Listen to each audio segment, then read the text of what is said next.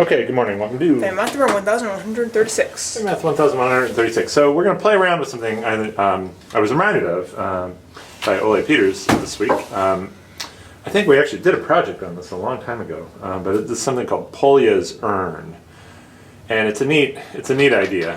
Hopefully these yellows, I only thought of it right now that they don't show up super on camera, but I think they do.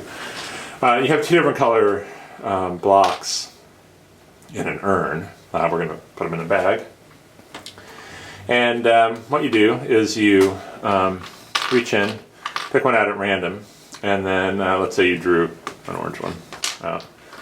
Then you put the orange one back in and you add an orange one. And then you just keep repeating this process forever.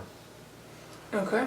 Okay, so we're going to start it with 5 and 5 because the program I saw online did start it with 5 and 5. But before we do the experiment, I want to ask you, what do you think is going to happen over time? So if we did 1,000 steps from this, or 10,000, what do you think is going to be the end result? What would you expect to happen?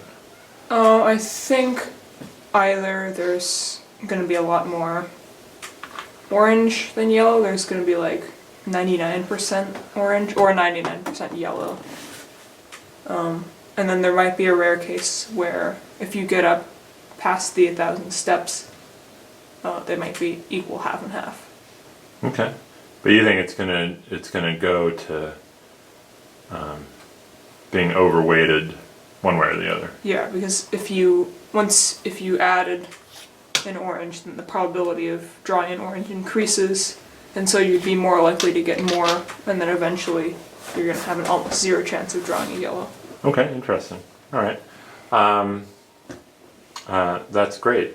So, interestingly though, if we did lots and lots and lots and lots and lots of these experiments, and we ran them each 1,000 times or 10,000 times or whatever, and then we took the average of the proportion of reds and oranges and yellows, I mean, what do you think we'd find? Probably half and half.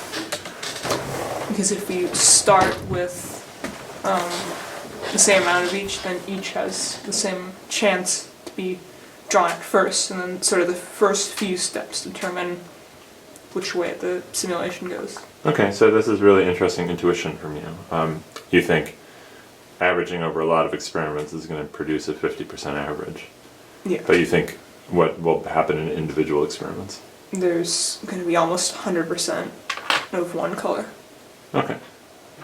Okay, great. That's fascinating intuition. Good job. All right, so the second video we'll just play the game. We won't do it 1,000 steps, but we'll play the game. Maybe for 10 steps or something.